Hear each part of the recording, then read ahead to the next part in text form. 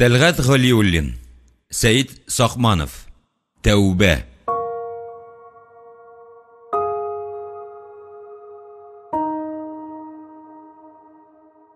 Бишенче бүлек. Машинасына төшеп утыргач, ул ниндидер шишелүен көткән четерекле бер мәсьәләнең үзен теш сызлавы кебек мазалавын сизде. Тукта, нәрсә борчыйсың әле аны? Шул гашиш төргәкләре икән. Әйе, бу кавым вәкилләре белән аның тәүге бәрелешүе генә түгел, монысы соңгысы була күрсен. Уртак дин, тел якынлыгы Азәрбайҗан халкына хөрмәт уятып, Карабах фаҗигасы өчен жаны үрсәләнсә дә, бу тукымның Казанда, башка калаларда кибетләр ашып, сату алу белән көн күрүче вәкилләре белән Ярулла абзый малаеның бүрәнәләре бүленгән иде. Башыннан узган ике вакыйга тозлы яра булып, һаман да йөрәгендә утыра.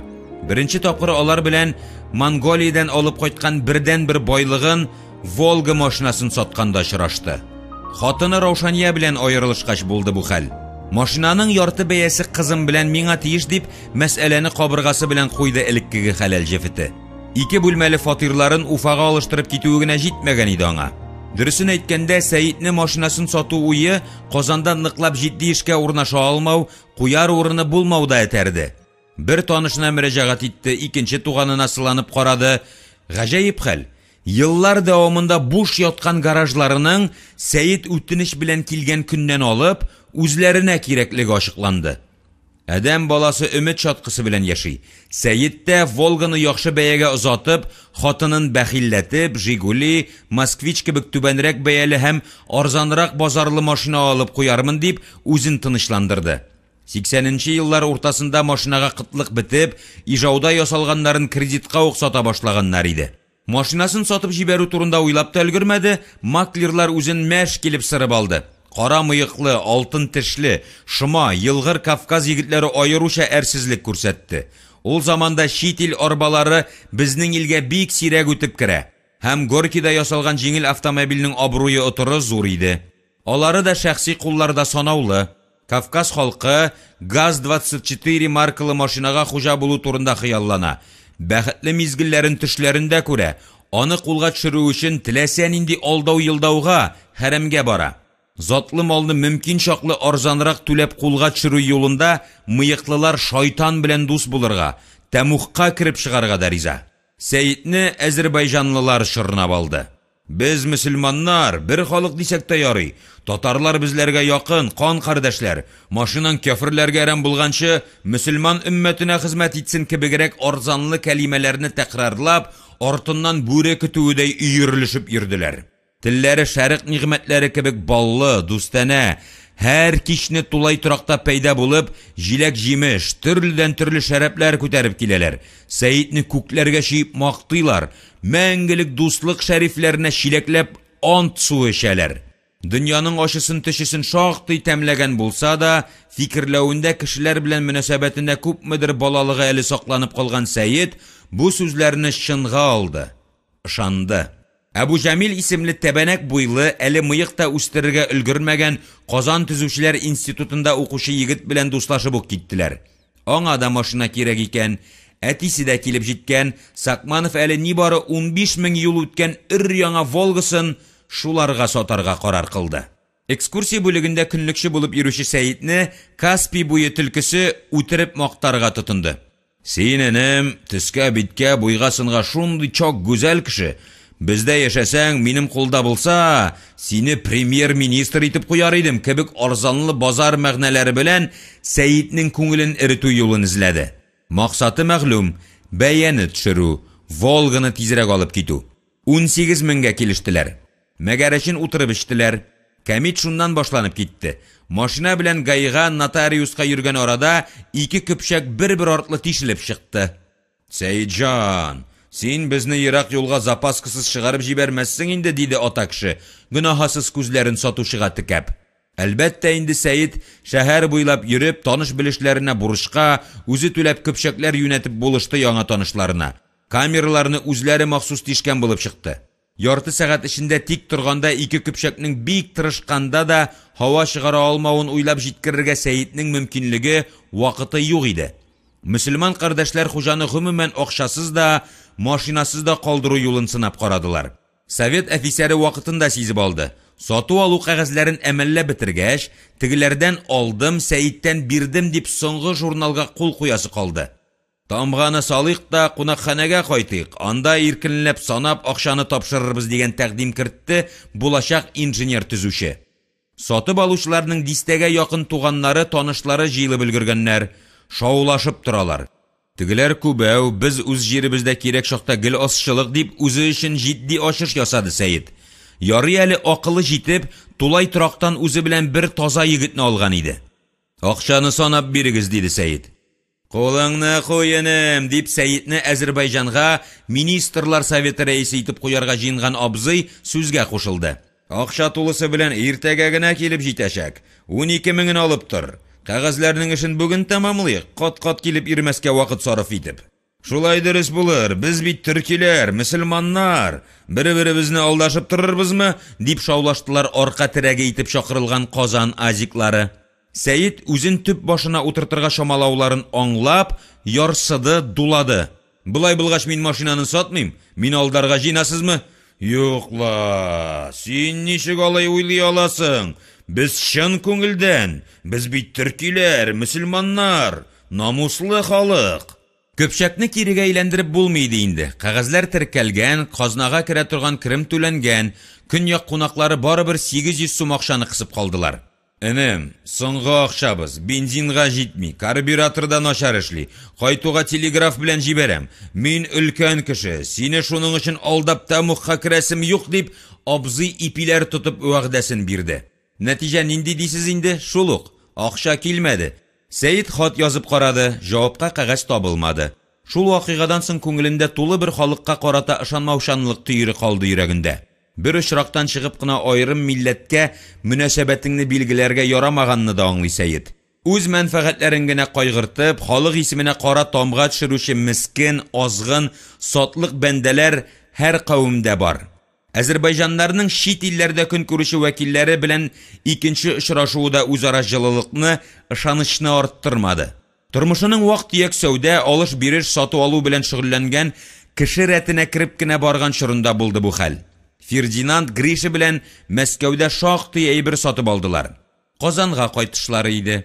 Узып баручы поездга өчесенә 4 билет алып, бер купега кирип урнаштылар. Соңыннан ачыкланды. Составның барча проводниклары азиклар икән. Бер мәлне илдә вагон караучыларга кытлык булып алды. Һава җитмәүдән файдаланып, Кавказ халкы ярдәм кулын сузды. Көчләүләр, талаулар, үтерешләр башлангач кына аларның булышлыгыннан баш тарттылар. Кузгалырга иртә иде әле. Үткен күзле елгыр Фердинанд барча озатып йөрүчеләрнең алар кайтасы вагон башына җыелышып, ашыга-ашыга берсен-берсе бүлә-бүлә серләшүләрен, киңәшүләрен шәйләп ала. Гадәти фикер алышу тегел бу дир. Эмоцияләр бугазларына менгән дир мишәр егете. Сак булыйк, Сәйит Яруллович, нәрсәдер мәтәштерәләр бу мыеклылар безгә каршы дир. Вакыйгалар йөрмәсе озак көттермәде. Вагон хуҗасы купега килеп тә керде. Күпме түләйсез алып кайткан өчен? Барысы да түләнгән, менә билетлар, багаж квитанциясе, диде Сәйит. Бу хәтле йөкне алып кайтырга махсус рөхсәт кирәк. Безгә өлеш чыгарырга туры килер дип ниятләрен турыдан ярып салды. Ярты яшьлеген юлда үткәргән Фердинанд ризалаш, килеш, ватыл, сытыл, соңрак күз күрер дигән мәгънәдә Сәйитнең аягына басты, чабуыннан тартты. Ярый, күпме сорыйсыз, шул чаклы бирербез. Кузгалып кына китик, аркадаш, диде Сакманов, мөмкин чаклы тыныч һәм дустана булырга тырышып.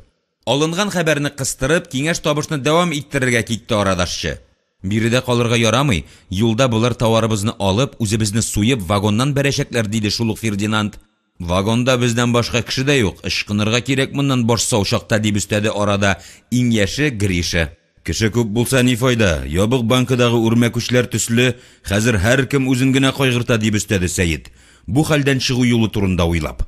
Хуҗасы кыен хәлләргә юлыкканда баш мие өстәмә мөмкинлекләрен ачып җибәрә. Әллә ничәнче буын компьютерларын бер якта торсын. Буларга акча тәкъдим итәргә, малның әйтик яртысын бирергә мөмкин. Алар шуның белән канәгать калып, аларга тынгылык бирерләрме? Юктыр. Күзләре яклаучысыз сарыклар сарайына эләккән аш бүренекедәй ялтырый.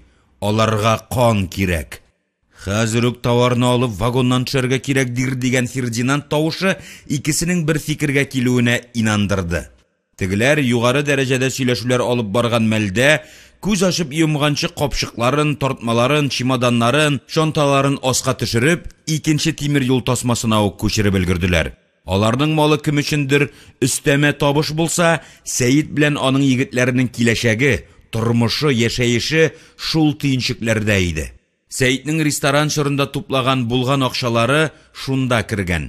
Тегеләр хәйләне сизеп алдылар.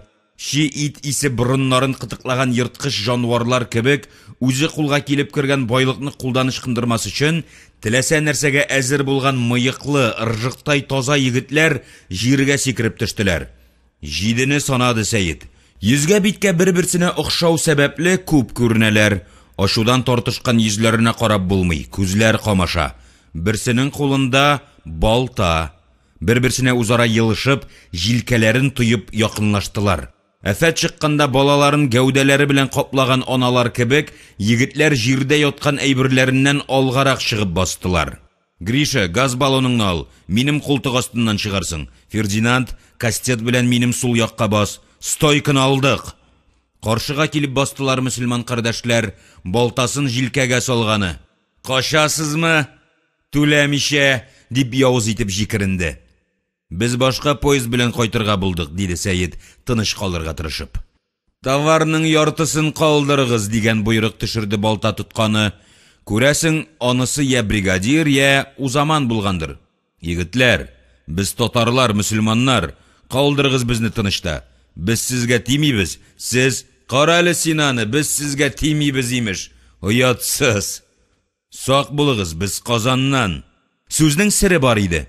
Казан төркемнәре Мәскәүдә иң усал, үткен, явыз саналган чор иде бу. Соңрак аларны кырып бетерделәр. Тик үзәк матбугат кына Казан феномены дигән уйдырма тирәсендә шактый вакыт әтәч кычкыртты. Кулга заямал төшерү хыялы белән әсәренгән азикларны туктатырлык көч юк иде инде хәятта. Өлкәннәре балтаны өскә күтәрде, башкалары кабан дуңгызлары кебек тыгыз рәткә басып, һөҗүмгә әзерләнде. Өлгерә алмый калдылар. Кыска тыгыз гәүдәле йомран кебек җитез Гриша кулларын карате алымы белән сугышчан позага күтәргән Сәйиднең култык астыннан чыгып, әүвәл вожакның, аннан башкаларның күзләренә, битләренә газ сиптерде.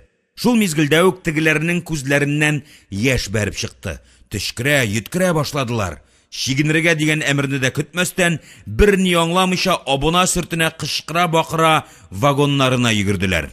Бер-берсен төрткәли маймыллар төсле үрмәләп менеп киттеләр. Куа килүдән куркыпмы, башка сәбәп беләнме, ишекне бикләп үк куйдылар.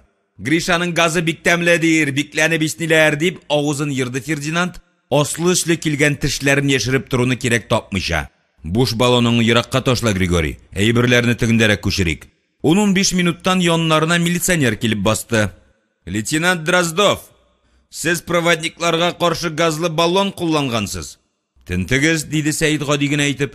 Лейтенант тикшергән булды да честь биреп китеп барды. Сволочлар, дип җиргә төкерде Фердинанд. Жалобы биреп тә өлгергәннәр. Гриша, рәхмәт сиңа, булдырдың. Менә шул ике хәл әхвәлдән соң Сәйид туган илләрен авыр көннәрдә ташлап, читтә рәхәт тормыш даулап йөрүче әзербайҗанлыларны өнә бетерми. Менә хәзер дә атап җибәрелгән гашишны кысып калырга маташалар.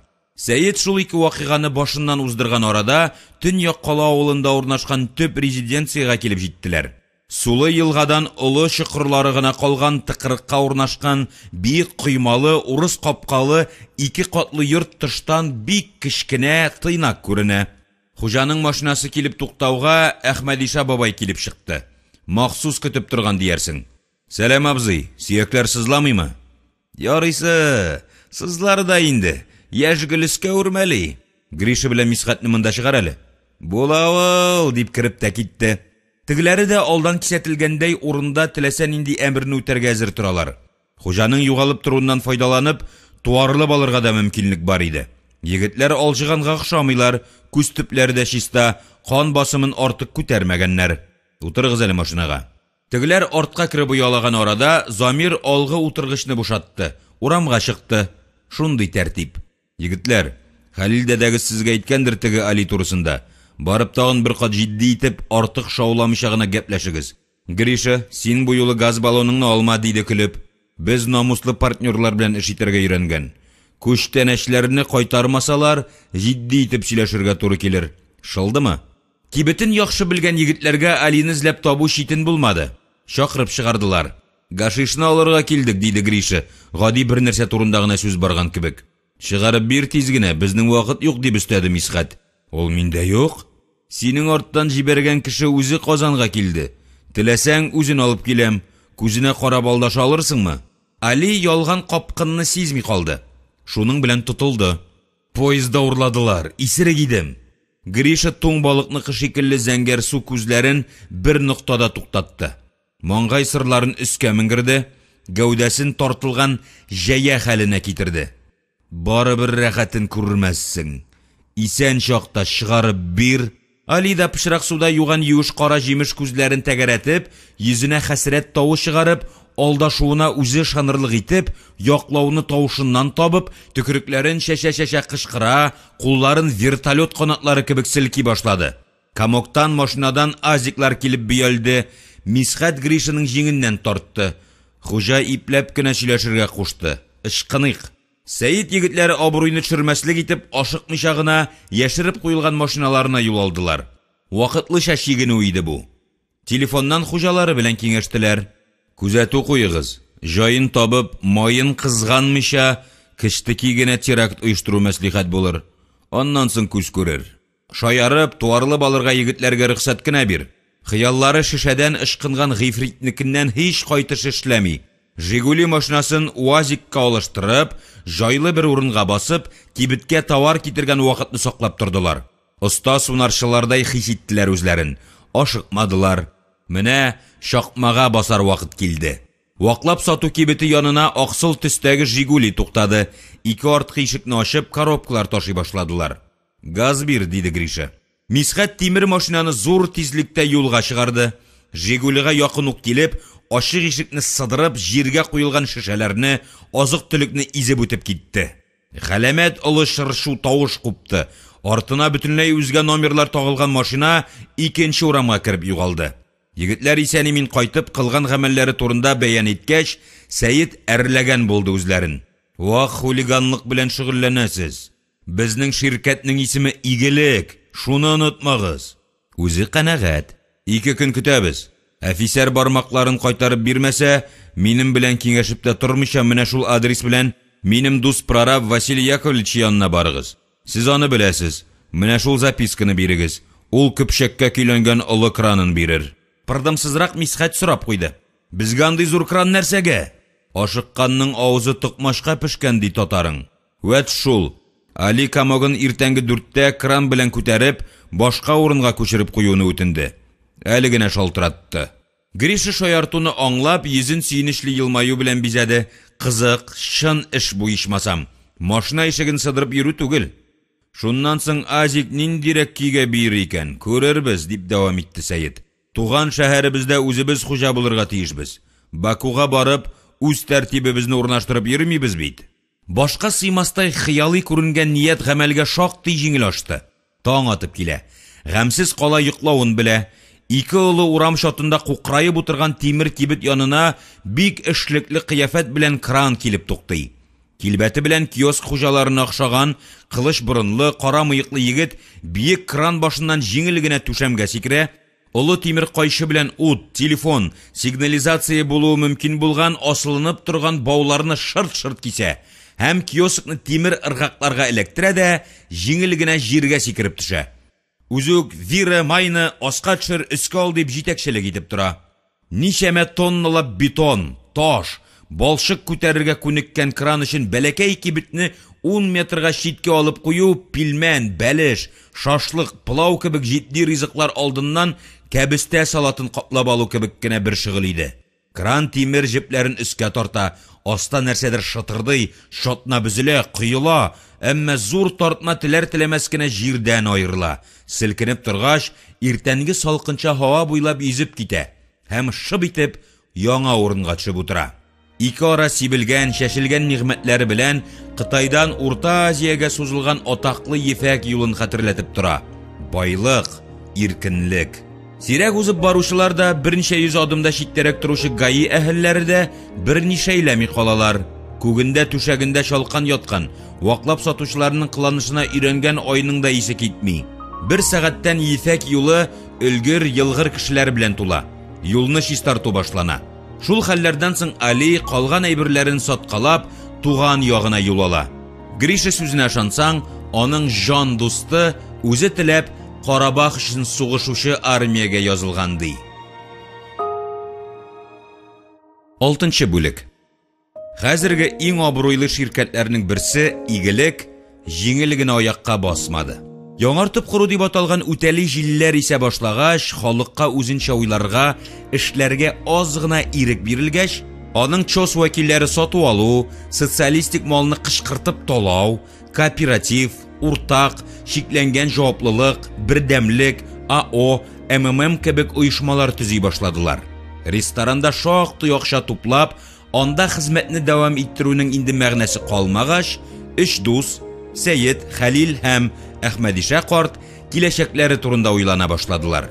Әйдәгез, вак-төяк мебель ясаучы бер мастерской ачып җибәрик. Аннан күз күрер, диде Сәйет.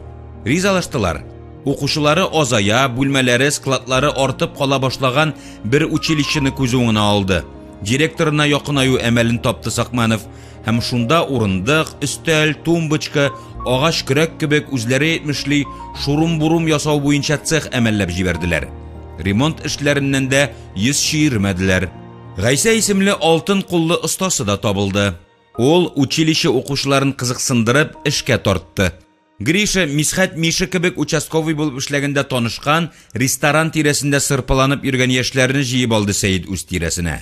Күбесе тәэминатчылар, әзер малны тиешле җиргә озатучылар, машина йөртүчеләр булып урнаштылар. Акрынлап кара эшкә дә өйрәнә башладылар. Халык алар ясаган китап шүрлекләрен, кием илгечләрен, бакчага кирәкле вак-төяк җиһазны ябырылып ала. Беренче елны уңай сальдо белән тамамладылар. Оны гына кечкенә урындык күтәреп кайтканда, Кашемир яулыклы татар каршыгының "Улларым, игелекле эш башкарасыз. Ходай Тәгалә тазалык бирсен" дигән кәлимәсеннән оешмага исем таптылар. Игелек. Ләкин мебель цехының шәшәк атучыры озакка бармады. Шабырчы ат кебек ыргылып алга томырылганда, тупас кешеләр казып куйган шыңгылга эләкте Сәйит оешмасы. Әүвәл төрле яклап налоглары белән китереп кыстылар.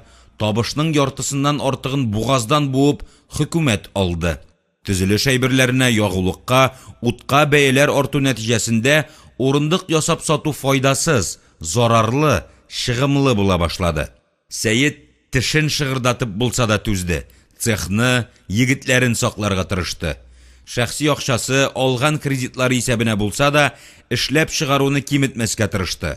Шактый шалшайган мантык баганасына ул терә үзләде. Дәүләт үз кулы белән нәрсәдер ясаучыны якларга тиеш. Булганны җыеп, аша бетереп, бер-береңә сатып кына яшәп булмый. Чыганаклар да мәңгелек түгел. Ничәмә еллар тыелып яткан Андрей Платоновның Чевенгур романында да сүз бит нәкъ шул хакта бара. Тарих тәҗрибәсен исәпкә алмабыз микәнни? Майланмаган арба белән ярак китеп булмасын аңларлык кына акыллы башлар юк микәнни улы Рәсәйдә? Сәйит әле һаман да үзенең эшенә ябышып, билеп, ахыр ыштанын сатканчы, Казан халкын затлы киләйле урындыкка утырту турында хыялланып йөрер иде бәлки. Ярдәм читтән килде. Материаллар әзерләү хәстәрен күреп, урман хуҗалыгына киткән иде ул көнне. Кайтса, 12 кешедән торган коллектив мәктәп янында урамда, кайсы эскәмиядә, кайсы җирдә утыра. Иртәдән кәефе юк иде. Сул күзенең кирфеге тартышты. Тикмәгә булмаган икән. Замир машинаны сүндереп өлгергәнче, эшчеләре джинсы шалбар, якасы ябык соры свитер кигән Сәйит янына йөгереп килде. Нишләп урамда утырасыз, егетләр? Мине шулай зурлап каршы аласызмы? Авызларына су капкандай басып торалар. Яна Сәйиткә сүзне ялгап китәргә туры килде. Иртәгә такта килеп җитәчәк. Бер айга җитәрлек. Яшибез әле. Кирәк булмас инде, диде өлкән оста Гайса агай акрын гына. Шпана станокларга чаклы ватып чыгып китте. Күрмисеңмени, йөзләребез кара янганны. Каты урыш булды. Сталинград яны сугышларың бер якта торсын. Сәйит урман сакчыларын сыйлап, агач кисүчеләрне майлап йөргәндә, аның дөньяга карашын, киләчәген текә үзгәртеп куйган хәлләр булган икән шул. Вакыйга агышы ачыкланды. Көндезге сәгать 12ләрдә мастерской ишеге төбенә 4 җиңел машина килеп туктый. Алардан күн курткалы унлап егет төшеп, шитлегеннән ышкынган йырткычлар төсле эшкә бәреп керәләр. Бухгалтер Нонсон аилә Арбакайтыга балоннан агулы газ төшкертеп, өстәлдә яткан ачкычлар белән сейфны ачып, бар акчаны кырып себереп алалар. Берни аңламыйча, буш кул белән йөгереп килгән эшчеләрне күн курткалылар кастет, тимер ыргак, монтировка һәм газлы уенчыклар белән каршы алалар.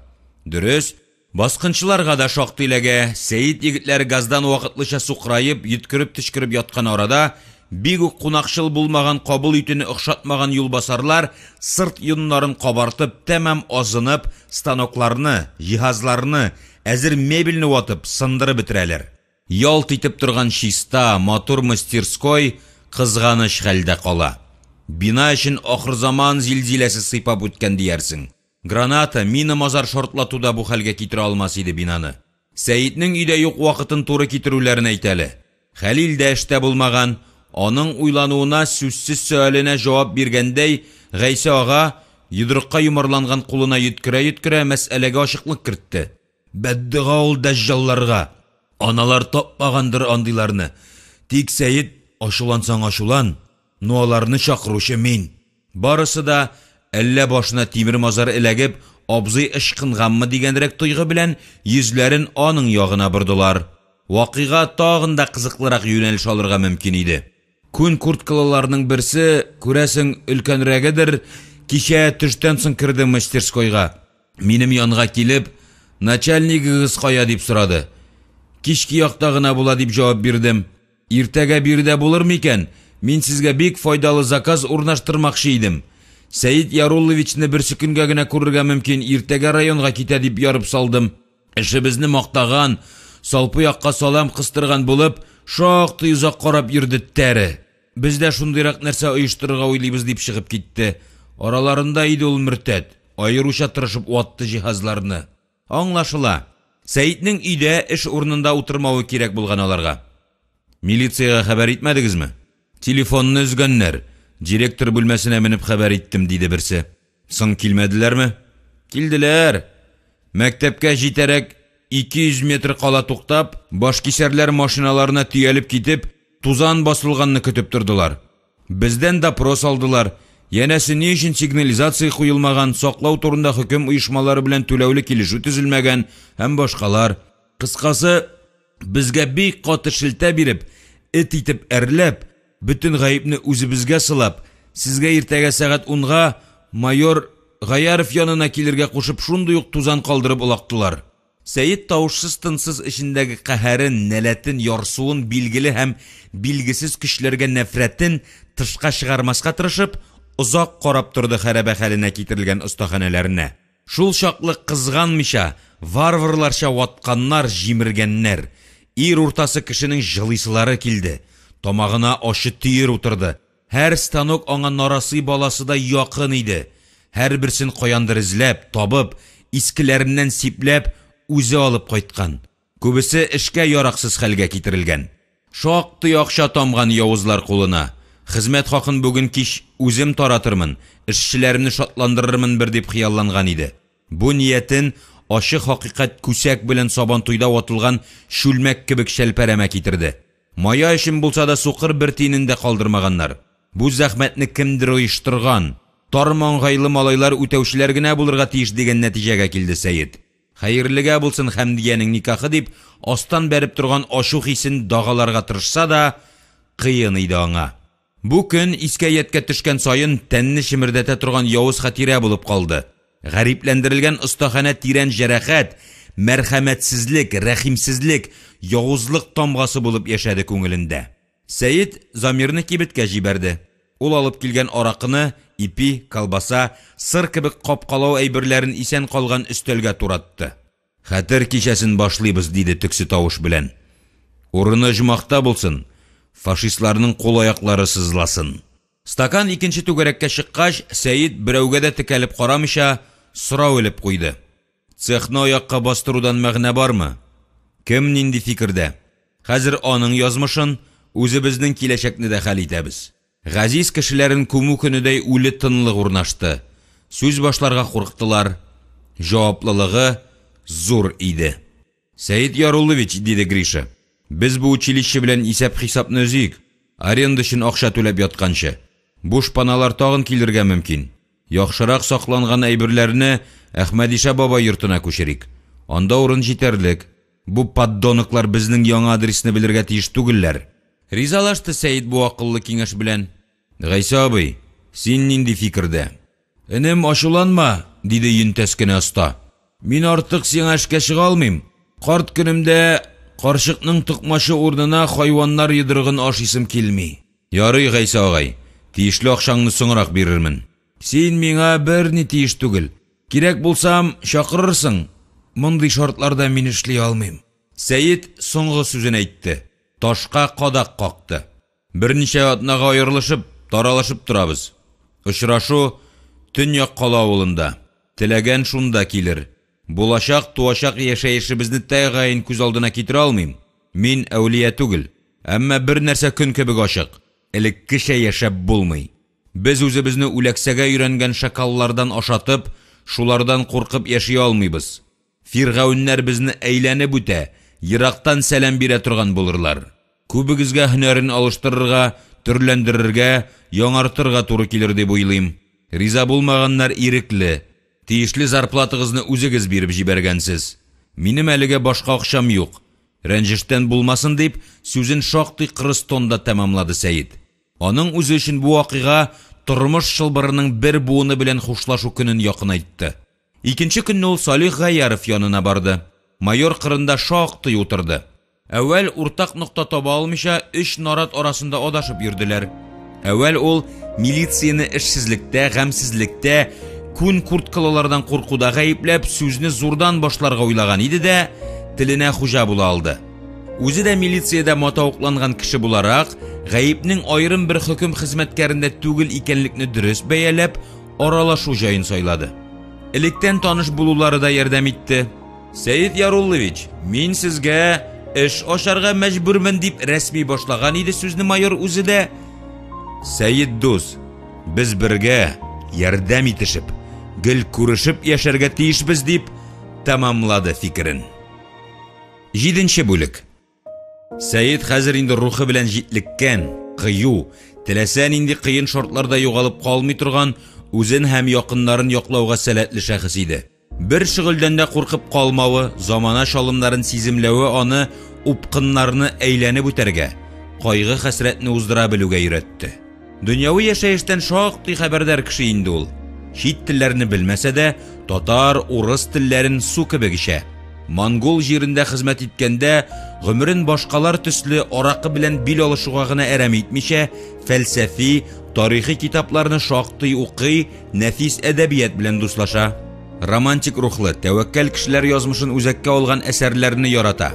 Шигырьне дә кабул итә. Тузанлы, томанлы, пыскулы яшәешне җене сөйми, рухына үткәрми. Сәяси әзерлеге аңа әлеге хәл-әхвәлләрне артык авыр фаҗига итеп кабул итмәскә киңәш бирде. Яшәешнең яңа мөмкинлекләрен барлау, ачыклау, эзләнү юлын әтәрде. Сәйид барча исәп-хисап, алыш-биреш кәгазьләрен алып, саннар белән мәшкилде. Сызды, бозды, нәтиҗәне җаны, йөрәге белән кабул итә алмый интекте. Ел ярым эшләп, агач остаханәсеннән аның кесәсенә бер тиен акча кермәгән. Коммунистлар мөгаллиме сакаллы Маркс әйтмешли, башлангыч капитал керемне юта барып, әйләнешкә берни өстәмәгән һәм беренчел халәтенә кайтып төшкән. Акча, капитал, акча, хәерчелек. Акча да юк, капитал да тю-тю. Күпме гомер, вакыт, акыл, ихтияр җигәре әрәм булган, сөткә киткән. Үзен олы океанда бер ялгызы калган балыкчы халәтендә сизгән көннәре дә булды. Бармакларын шәшенә батырып узак уйланды Сәйид. Байлыкка, акчага артык мөкиббән китмәсә дә, таза, хәлле яшәешне кешенең акыл сәләтен күрсәтүче билге дип саный иде ул. Хәтеренә бер хикәят килеп төште. Ике ковбой ат өстендә баралар икән. Юлда нәҗис өеме ята. Берсе сорап куя: "Син шул нәҗисне ашый алыр идеңме?" "Нигә ашамаска? түләүче табылса. Менә сиңа $500. Икенче ковбой нәҗисне ашап, акчаны кесәсенә салып куя. Бераз баргач, шундый ук шүмәләгә юлыгалар. Икенче ковбой беренчесенә: "Менә сиңа $500, аша шуны" ди. Тегесе ашап куя. Бираздан беренче ковбой исенә аңына килеп: "Син ничек уйлыйсың? Без бушлай нәҗис ашап барабыз түгелме?" ди. Сәйид үзен шул аучылар кебегрәк хис итте. Менә агачтан эшләнгән җиһазларны Әхмәдишә бабай әйтмешли, оптым сатып алып ваклап узату, үзең ясап акчага алыштыруга караганда күпкә файдалырак икән. Үзләре юнган көрәк белән тамак туймаган, ә ширкәтне финнар ясаган урындык, немецлар җибәргән диван, төрек кардәшләр кәнәфие тоткан икән. Мебель ясау үзәген юкка чыгарып, исән калган җиһазларны, сатылмаган әзер нәрсәләрне яңа урынга күчергән көннәрдә Сәйид үзенең һәм аңа ышанган, бирелгән егетләренең киләчәге турында баш ватты. Кул кешенә һәм гаделлеккә инанган алымның хәерчелеккә алып килгәнен ул аңлады. Аз бирмә, угры булыр, күп бирмә, әрсез булыр дигән халык. Алыш-биреш, сату-алу шөгыленнән башка яшәп, егетләрне саклап калып булмас дигән ныклы иманга килде ул. Салихта: "Урындык, өстәл ясап көн итеп булмас, зуррак эшкә алын" дигән иде.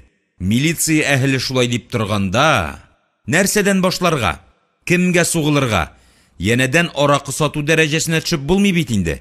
Үз заводыңны ачсаң гына, анысы өчендә бик күп сәмән, ясалма патент, сыйфат билгесен сугарга җайланмалар кирәк.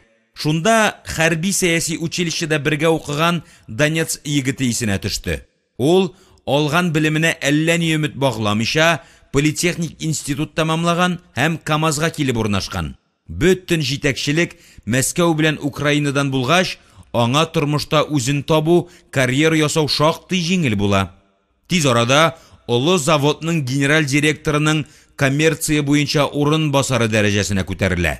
Кирәк булсам, кил, ярдәм итәрмен дигән иде Казанда очраклы күрешкәндә сабакташы Зильберштейн.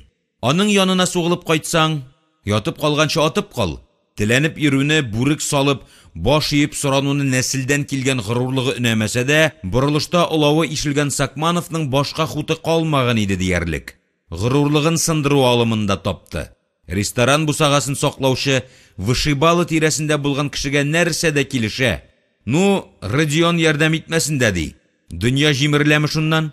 Аның каравы шаллыны, шунда яшәгән туган тумашаңны күреп кайтырсың. Солдафон иптәш дип үзенә бик нык басым ясады. Минлеген акылына буйсындырды. Күктән ишелеп яз шавы төшеп килгән, юлларга шарлавыклар тулы хуҗа булган аяз көннәрнең берсендә Замир белән тәвәккәлләп чыгып китте Сәйид шәриктәше янына. КамАЗ заводы татар халкына әллә ни бирмәсә дә, шактый әрсезләрнең тамагын туйдырды. Карьера куарга булышты.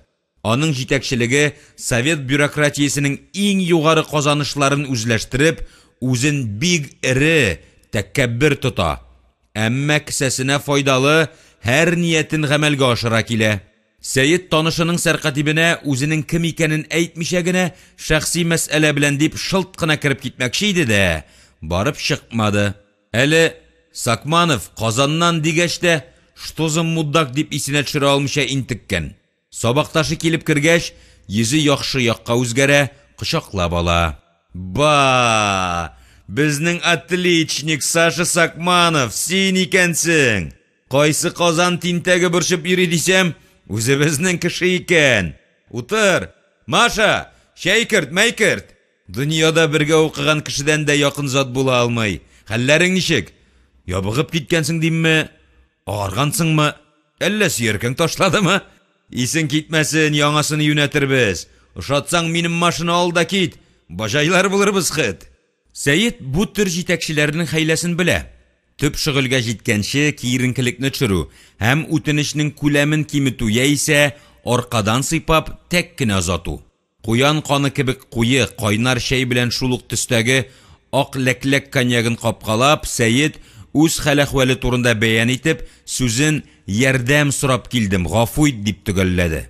Сөйләшү, аңлату сәләте шактый үскән булса да, Ярулла улы кайберәүләр кебек тигез җирдә тирән фәлсәфәгә кереп, әйләнә тирәдә йөрүне кирәк тапмады.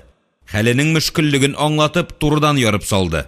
Шундый урында утырган кеше сабакташының сагынып саргайып кына килмәвен булай да аңлагандыр инде. Көньяк-көнбатышка багып катып калган күзләренә караганда, Хуҗа Сәйитне җитди кабул итми, яисә бөтенләй тыңламый дигән фикер калырга мөмкин иде. Нәтиҗә көтелмәгәнчә булды. Олы гәүдәле, аксыл йөзле, соры бөдрә чәчләре ушма-уш көлтә төсле ике чыгынтылы калку маңгайына төшкән Донецк мишәре Сакмановның агач ясаучы ширкәтен тармар итү турындагы хикәясен тыңлагач, тыйла алмыйча көләргә тотынды. Тышканга үлем, мәшегә көлке дип юкка гына әйтмәгәннәрдер. Булган акчаны алып, җиһазларны ватып, җимереп киткәннәр дисең алайса. Кызык. Барда заманча. Конкуренциямы, конкурсмы, хулиганлыкмы? Бергә хәрби мәктәптә укыган дустының аның фаҗигасын җитди кабул итмәвен Сәйит аңлап бетерми. Рәнҗи, авызын йырып утыруында өнәми, ләкин түзә, чөнки ул гызыр белән килгән. Ана нәрсә дигән әле? Түзәргә кирәк, балам. Шул сволочлар күпме малны әрәм иттеләр, диде Сәйит, бөтен ашуын, ашынуын шул җөмләгә салып. Бу хәтлесе генә аз тыелды, заразлар дип тә өстәде. Нишләп шулай тупас? Матуррак сөйләш, Саша. Син бит хәрби сәяси офицер, шайтан алгыры. Бөтен малың бер КамАЗ бәяседер әле. Хикмәт анда гынамыни, Родион. Тыгыз ыштанлы бу малайлар үтәүчеләр генә. Аларны ниндидер үзәк, явыз көч юнәлткән. Һәр хәлдә фатихасын биргән. Эшләп чыгаруга, производство үсешенә каршы аңлы рәвештә олы сәясәт алып барыла. Бу бит илне таркату, халыкны белдерү дигән сүз. Көнбатыштан кайткан нәрсәләр исәбенә күпме яшәп була. Бу бит кыллыкка төшүнең, кабалага эләгүнең иң туры юлы.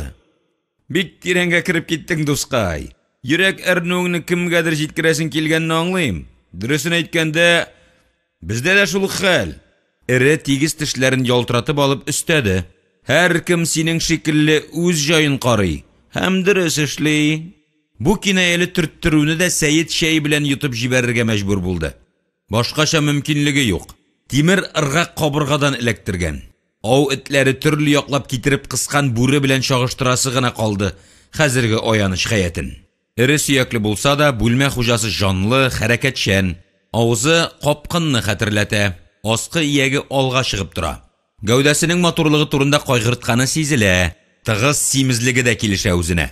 Сабакташы көлеп туйды да, япон шәшкеләренә яна шәй, уйма хәтлегенә бәллүр рюмкаларга коньяк кыя-кыя сорап куйды. Ничә КамАЗ кирәк сиңа? Соң 2-3 булса... Родион Сергеевич яхшы ат кебек башын артка чиеп, тагын рәхәтләнеп көлде. Җилкәсенә сугып куйды. Сәйит шап-шып бәреп майлы кулларын җиңгә сөртеп сөйләшүчеләрне яратмый. Үзе теләп шундый изгелек эшләгән кешене анысы өчен дә гафу итте. Рәнҗемәде. Син искечә фикерлисең, Саша. 2 КамАЗ өчен кем инде мине борчып йөри? Башың һаман хәерчелектән чыкмаячак. Ничәне бире аласың? 40-ны ал. 40 КамАЗ алыргамы? Андый акчаны каян табам димин? Кредит алырга кирәк. Миңа кем бирсен аны? Саша, балачага булма. Минем синең белән бала хурланып утырырга вакытым юк. Акча юнәт. КамАЗларны куып китеп, ярты елга яшереп куй. Саклый алсаң, 6 айдан 120 КамАЗлы булачаксың. Иртәгә сәгать 2-гә хат белән кил. Фикерләрең ышандырырлык булсын. Көчле дәлилләр кирәк. КамАЗдан машиналар сатып алуның җиңел шөгыль булмавын аңлый иде Сакманов. Ул үзе дә тәртип ярата. Студент чагында ук матур язуы, һәр хәрефне тырышып чыгаруы һәм тиешле дәлилләрне тизеп куя белүе белән аерылып торды. Аңардан менә дигән мөһерле аппарат кешесе чыгар иде. Вакытында күреп алмаганнар. Родион аны үзләренең кунакханәләренә урнаштырып калдырды. Сәйит таң аттырып хат язды. Иртән торгач сызып атты. Машиналар безгә балалар, картлар йортларына, шифаханәләргә арзан бәягә, ашыгыч ярдәм күрсәтү өчен кирәк дигән фикер үткәрергә тырышты. Шуннан ары китә алмады. Арзанга алып, кыйммәткә ышкындыру өчен кирәк алар дип язып булмый ич. Табигый ки, сабакташына мәктүб ошамады. Мине ышандырмый рәсми язмаң диде. Әле бит мин имзаларга югары начальствога кирергә, тәэминатчы сыркыртларны ышандырырга тиешмен. Хатта берәү дә каршы килә. Ат дагалаганда бакада аягын тыга алмаслык инандыру кеше булырга тиеш. мондый фикерне уздыр. Сөекле Татарстаныбызга үзәктән төшерелгән лимиттан башка машиналар белән ярдәм итеп булмый. Ә без аның җирен таптаган, ипиен ашаган оешма буларак аңа ярдәм итәргә тиешбез. Машиналарны рәсми рәвештә турыдан-туры җибәрсәң, тавыш чыгачак. Димәк, без җирле хөкүмәткә шәхси сатып алу оешмалары ашагына анда да ниндидер җитешсезлеге булган, кондициягә җитмәгәннәрен бүлмә хуҗасы капкын иреннәренә хәйләле кинә индереп, имән бармагын күтәреп, арзан бәягә сата алабыз. Менә шул фикерләрне түкми-чәчми кәгазьгә төшер. Сакманов тагын сырлады, яна сызды. Бу юлы хат төзәтмәләре белән кабул ителде. Родион болытлар янында утыручылар катына менеп, аңа имзалар салдырды. Аннан бүлмәсенә җаваплы кешеләрне җыйды. Өлкән яшьтәге тәэминатчыга текәлеп сүзен башлады. Безне мөхтәрәм Мөнәввәр Абрарович Татарстанга ярдәм итмисез дип тәнкыйтли торган иде. Җае чыкты. 40 КАМАЗ бирәбез. Каршылар бармы? Юк. Бу иптәш Игелек исемле фирма директоры. Акчасын күчерүгә аңа атна сайын 5 КАМАЗ бирерсез. Йөртүчеләрен үзе тапсын. Шуның белән сез калыгыз 1 минутка, диде кискен ишарә белән Сакмановка. Сәйит үзен ни өчен калдырганын чамалый. Ашның әле шулпасы гына булды. Куйысына барып җитмәделәр. Кеше нинди генә югары дәрәҗә биләмәсен, асылында балалык сыйфатларын саклый. Таза, мәхәббәт гәүдәле, миллионнар белән эш итүче Родион Сергеевич та мактанып куюдан, абруена асыл ташлар сибеп үтүдән тыйла алмады. Ничек, барысында бармак тирәли әйләндереп чыктыкмы? Ал шартлар дөрес куелдымы? Әлбәттә, Сәйит канәгать. Күңеле 7нче күктә, аяк бүкләп фәрештәләр белән шәйшә. Мәңге онытмам изгелегеңне. Миннән ни сорала? Синнән артыгын алмыйм. 3 данасыннан килгән табышны миңа бирерсең. Кулга. Монысы да үземә түгел. Әле шуннан соң да КАМАЗларны бигрәк тә үзләре бушаткыч итеп җайланганнарын алу җиңел булмады. Табага гел май тамызып торырга туры килде. Әмма Сәйит кулдагы асыл кышны ышкындыра торганнардан түгел иде. Тиз арада КАМАЗда үз кеше булып китте. Ашыкмаганда да хәрәкәтләре җитез, йөзендә гадәттә кисәтүле кинаялы елмаю, акыллы сыры күгелҗем күзләре һәр вакыт уяу. Үзен гавам дәрәҗәсенә төшерергә тырышып, гадиләштерү сукмагына төшми, тавышын күтәрми, шактый еллар хәрби оешмаларда эшләсә дә, әдәби киртәдән чыккан сүзләрне кулланмаска тырыша. Бүгенге шөгыльне иртәге көнгә сылап калдыруны аңламый. Акыл, зиһен кеше тормыш куйган мәсьәләләрне хәл итү белән мәшгуль. Туасы көннең үзе белән яңа мәшәкатьләр ияртеп киләсен ул белеп эш итә. Шул сыйфатлары аңа КАМАЗ операциясын уңышлы башкарып чыгарга ярдәм итте. Машиналарны арзан бәясенә алыр өчен дә акча юнәтәсе бар иде бит әле. Сәйит Чаллы Казан буйлап дөнья бетереп танышларын барлады. Койрыгын сыртка салып, хөкүмәт дәрәҗәсенә барып җитеп, кредитлар юллады. Аңардагы җир астыннан бәреп торган кайнар ташкындай дәртне, көчне, фәрманны, ышанычны авызлыклый туктата алырлык көч юк иде дөньяда. Ширмешәнгә ул малай чакта авылларында агроном булып эшләп киткән колхоз рәисенә барып чыкты. Аңа машиналарны бәя күтәрелгәнче куеп торырга ышанычлы урын кирәк иде. Абсолют араксын тәмләгәч, бөдрә аксыл чәчле, маңгае өсне сайламыйча, як-якка чигә юнәлешенә үскән татардан бигрәк мукшы ар кавеменә тарткан колхоз хуҗасы үз шартларын куйды. Заманча фикерли торган кеше булып чыкты Сөләйман абзый. 6 ай әрәмәлектә тотарга мин разый диде. Халыкка хәрби часть урнашты дияргә була дигән гуманны хуплады. Башка вита, ниндидер хәрби билгеләр, эмблемалар, флажоклар тагасы булыр. Малайлар кызыксына дим. Саклауны тулысынча үз өстемә ала алмыйм. Үз егетләреңдә булсын, биредә яшәсеннәр. Тыныш билгеләренә урын калдырып, өстәде. 2 КАМАЗны алган бәяңә миңа сатасың. Кыз сорап килгән кешедәй Сәйитнең калым бирүдән баш тартырга хуты юк иде. Машиналарны 6 ай зинданда тотып, яна алучы табасы, бер өлешен Кытай чигенә, иң затлыларын Брест, Чоп тирәсенә куасы булыр. Сәйитне күп очракта табигатьтән килгән көче, тазалыгы һәм Шир исемле әкәм төкәмне белмәү коткарып кала. Берәр җире авыртса да ул хастасын яшерү ягын карый. Янәсе, шупшар белән вакыт уздырырга ярыймысың? Ширләп, дәваланып яту Хатын кызга гына килешә торган иркәләнү, кылану, куркыныч Дамокл кылычы кебек баш очында асылынып торганда да, табигать биргән тазалыгы аңа КамАЗлар белән башлаган тарихи шөгыльне уңышлы башкарып чыгарырга мөмкинлек бирде. Егетләрнең кайсын хәрби бушлатка, бер ишесен урман аланында сакларга калдырды. Барысы да киләчәк исәбенә хезмәт хакын бөтенләй диярлек алмыйча эшләделәр. Шунда бер нинди үскырма белән җайланмаган, сәясәтне бар дип белмәгән утка суга керергә әзер бердәмлек туды. Хәрби тәрбия алган кеше буларак, Сәйид оешмада тәртип мәсьәләсен бик каты куйды. Егетләрне үзара артык аралаштырмаска тырышты. Борынгы мәмлүкләр шируендәге шикелле, һәр берәмлек янындагы кешене, өлкәнрәк бер иптәшне һәм Сәйид Ярулловичны гына белергә тиеш иде. Күгендә өмет йолдызын, төн юлының аргы ягында шәмдәлләр балкышын күргән Сәйид яшәреп китте. Иҗат кешеләрдәй илһамланып яшәде. КамАЗларның бер өлешен төшемле сатып аякка баскач, ниһаять үзе белән нужа көткән егетләрен җыеп алды. Сөйләшеп алырга, кунак итәргә булды. Билгеләнгән вакытка барысы да килгән. Сәйид хәзер үзенең һәм аларның киләчәген тәгаен күзаллый. Офык ачык. Очрашуны мәңге исләрендә калырлык итеп, кыланып, күзгә төтен җибәреп уздырырга булды. КамАЗ җитәкчеләреннән дә күп нәрсәгә өйрәнеп, сабак алып кайтты ул. Өстәлгә затлы коньяк, лимон, шикләвек, шоколад куелган. Егетләрнең бис сөякләре ияктән күкрәккә төшеп, ишекле түрле йөргәнне күрсә дә, шешәләрне ачарга ашыкмады. Бер актерлы тамаша башланып китте. Арка терәгең нык булганда, җилне кай тарафтан истерсәң дә, үпкәгә зарары тими шул. Сәйид шуны белә. Егетләр, булай, заманалар авыр. Бер-беребезнең шабуына, нәни балалар кебек тотынып атлаганда гына исән һәм сау калуыбыз бар.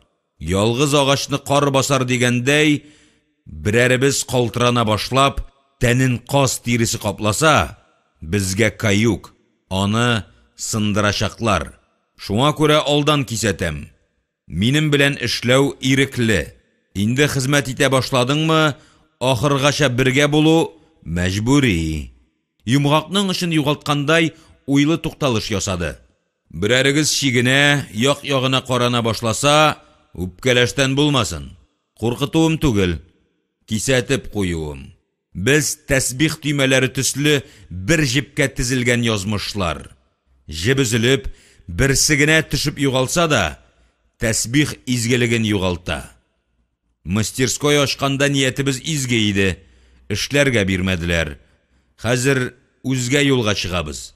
Мин элек хезмәт иткән оешма кешеләре кулына эләкмәү хәерлерәк. Аннан кайтканнарны беләм. Алар бөтенләй башка, рухи ватылган, ихтыяры сындырылган кешеләр. Үзләренә азмаз охшаганнар да кебек. Әмма үзгә адәмнәр. Сәйид янына уялаган куштан Мисхәткә шешәне ачарга кушты. Куе коньякны шәркәләргә үзе койды. Берсен кулына алды. Кояш нурлары уйнаклап торган ичимлекне беренче кат күргәндәй әйләндереп тугландырып карады да дәвам итте. Әйе, без яңа, авыр юлга чыгабыз. Барыгызга шөгыль дә, хезмәт хакы да булыр. Үзебезнең эшне ачабыз.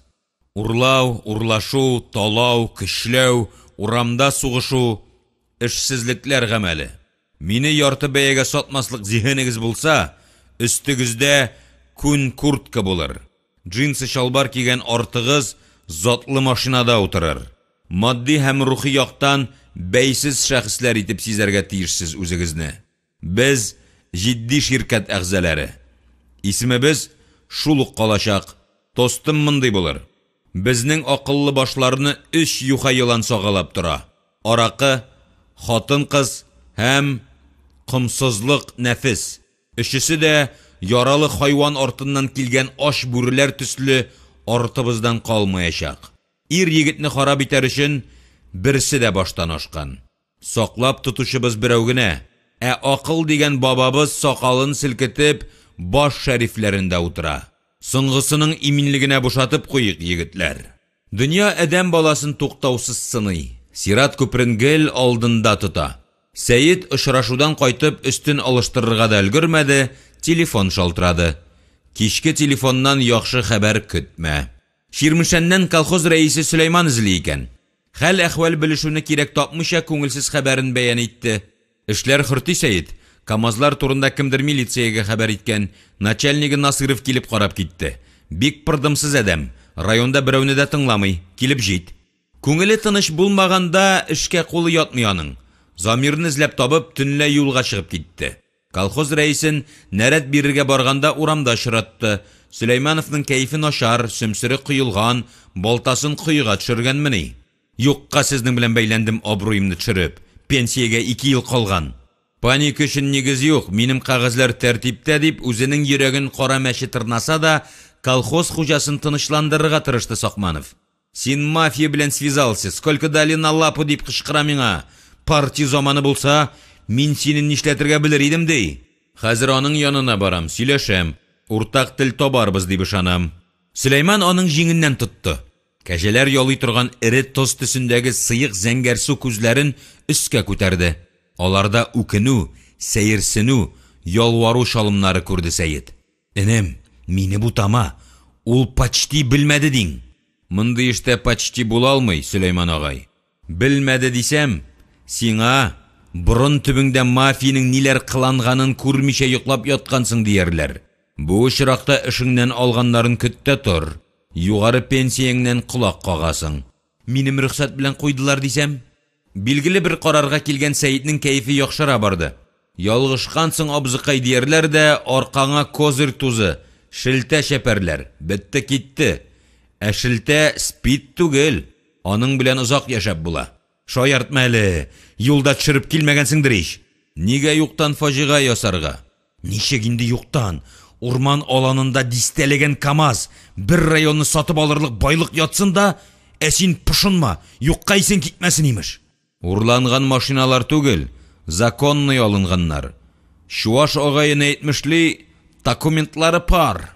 Нишләргә дә белмим дип хафалануын дәвам итте колхоз рәисе көзге пычракны изеп. Әгәр акчамы берәр машинамы тәкъдим итсәк, Сөләйман кигәвен тешләгәндәй калтыранып китте. Булай да аксыл чырае яңа акшарлаган мич төсенә керде.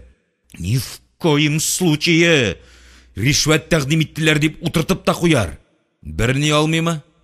Берәүдән дә бик честный булып кыланган була. Хыялы Казанга, зуррак урынга күчеп китү. Иртәрәк киткән булсасың. Безнең башка җитсә точно үстерерләр үзен. Баш бит әле ул Сөләйман ага сөяктән генә тормый. Аның эчендә ми дигән сыйыкча да бар.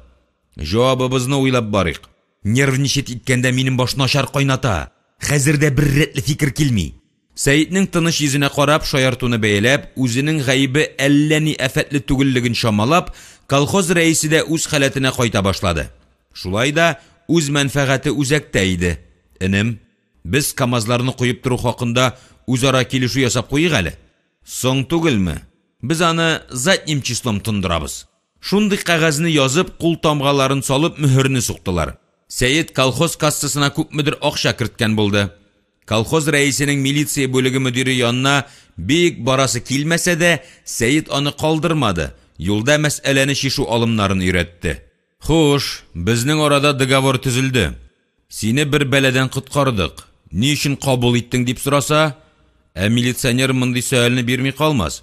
Миңа Совминнан фәлән зам исеменнән звонок булды.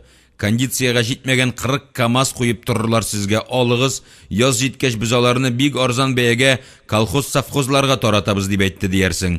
Кем шалтыратты дисә, бу сорауны ул әбәзәтелне бирәчәк, хәтерли алмадым. Әллә Абызгилдин, әллә Тәхәүддинов шунда дип кутыл. Район хуҗаларын кисәттеңме дип сораса, ул мәсьәләнең бу ягы белән мәҗбүри рәвештә кызыксыначак. Чөнки ул милиционер, аның Казанга тоясы килә. Бер дә авызыңны тажырайтмыйча, сездән күчеп киткән берәр начальникның исемен ата яисә бездә хәзер демократия юк бар белән борчып тормадым дип бәр. Сәйитнең юравы растка килде. Тыгыз тәнле, кытыршы йөзле, үҗәт күзле майор Сәйитнең кагазьләрен җентекләп тикшергәч, Сөләйманга нәкъ шул сорауларны бирде. Һәм әлеге җавапларны алды. Savmin карарын үтим мин, диде Сакманов үзен бәйсез тотып. Сезнең дәрәҗәгә төшеп тордылармы дип белешүне кирәк тапты Йөнтәс кашлы майор. Югарыдан яхшырак күренә. Күңелен юатырлык карьерасы өчен файдалы мәгълүмат ала алмады милиция бүлеге начальнигы. Әмма Сәетне яратмас булды. Беренче очрашуда туа алмаган җылылык Казанда күрә алмауга, ашыктан-ашык дошманлыкка күчте. Канына туз сибеп турса да, Җәүдәт Габдуллович әллә ни майтара алмады. Тегелә әйтте, былайга бурып карады мәсьәләне, әмма Сакмановка каршы эш аша алмады. Мәгәр аның ашы нәфрәтен тиз генә сүндерә алмавы кара кайрак ташын Сәеткә каршы юнәлтәсе көн кебек ачык иде. Мондый калҗалы сөякне кем инде җиңел генә кулдан ычкындырсын? Бу вакыйганы зурга җибәреп, куертып бер атна жуликны кояш яктысына тартып чыгарып, җилкәдә тагын бер йолдызны арттырырга мөмкинлек бар иде. Ширканчык асылын ашуны көттерми мәкер. Ширмешән якларыннан кайтканнан соң атна-10 көн узды микән, Зильберштейн Сакмановның өенә шалтыратты. Сәлам, Саша, телефоның тыңланмыймы? Кем белсен инде? Мин андый зур шишка түгел лә. Зато шишканың иң зурысына лаек булырга мөмкинлегең бар. Шарлавык ярып көлә. Аңа ни, йомгакның түйенле башы аңарда. Минем баш сөяге артыннан бер майор җибәргәнсең. Һич сорамаган идем мондый игелекне. Гафу ит, Родион, мин ул Эджан КамАЗга ук барып җитәр дип уйламаган идем. Алданрак исәпләргә кирәк иде шул. Нинди мәгънәдә? Бөтен машинаңны бер җиргә туплау кирәк булмагандыр. Юкка чыгару өчен бомба я өрми тешли торган сыңар бер мент җитә. Республика буйлап таратсаң, җыеп алу кыенрак булыр дип уйланылгандыр инде, диде Сәет кыюсыз гына. Бәлки. Соң нәрсә белән бетте? Нәрсә белән бетәсен әйтә алмыйм. Әмма берничә сәгать кабул итү бүлмәсендә тотуым хак булды. Секретарь киреп әйтте. Ширмешән районыннан майор Насыров көтә. Мин бу йолдыз Саша калдырган юеш эз буенча килгәндер дип шамаладым. Кагазьләрне рәтләргә куштым. Бүлмәдә утыручыларны чыгармый тордым. Приемныйдан үзем чыгып алган булдым. Янәсе гафу итегез, бездә производство эш күп, сулыш алырга вакыт юк. Мин урланган КамАЗлар буенча ди. Рухи гарип, мохыт кеше икәнлеге битенә уелган, күзләренә чыккан. Хуш, сез аларны каян таптыгыз дим? Ширмешән буенда урман аланында дип җавап бирә синең дустың. Мин мәсьәләнең нәрсәдә турында барганлыгын шамалыйм. Тиешле кагазьләрне китертдем һәм үзем һөҗүмгә күчтем. Ни өчен милиция җитәкчеләре республика мәнфәгатьләренә каршы астыртын эш алып баралар? Мин бу хакта министрыгызга хәбәр итәм дим. Трубкага ябышкан булам. Кыйлып төште. Шадраларына тир бәреп чыкты. Күзе тоныкланды. Ничек инде ул алай? Мин каракларны, хөкүмәт исәбенә байып ятучыларны фаш итәм ди синең ахиратың. Без икмәген ашап, кара җирен таптап яткан өчен Татарстан халкына өстәмә ярдәм итәргә җай таптык. Сез шуңа шатланасы, ярдәм итәсе урынга аяк шаласыз, эш ашып, тилереп йөрисез. Мин сезнең тәртибегез турында Savminга, башка тиешле кешеләргә хәбәр итәчәкмен. Шын каракларны эзләгез дидем. Майор аңына килеп нидер әйтмәкче, карышмакчы иде дә, мин аңа кулны суздым. Хушыгыз, танышлыкка бик шат дидем һәм беләсеңме нәрсә эстәдем? Як, гомергә башыңа китерә алмаячаксың. Әйдәгез, татарлар, бер-берегезне күбрәк утыртыгыз. Безгә яшәргә җиңелрәк булыр дидем. Кызарынды, бүртенде, чест биреп чыгып китте. Саша, саграк бул. Майор сине тынычлыкта калдырмаска охшый. Исән калган КамАЗларыңны таратып бетер. Ярты ел үтте дә китте. КамАЗларны берәм-берәм ил шигенә зата башладылар. Һәр кайсы үз бәясен 7-8 тапкырга артыграк кайтарды. Сәет үзе дә, егетләр дә игелекнең игелеген күрә башладылар. Ләкин икенче кыенлык туды. Тыныч, иркен, ирекле яшәешне сагынып сөйләргә генә калды.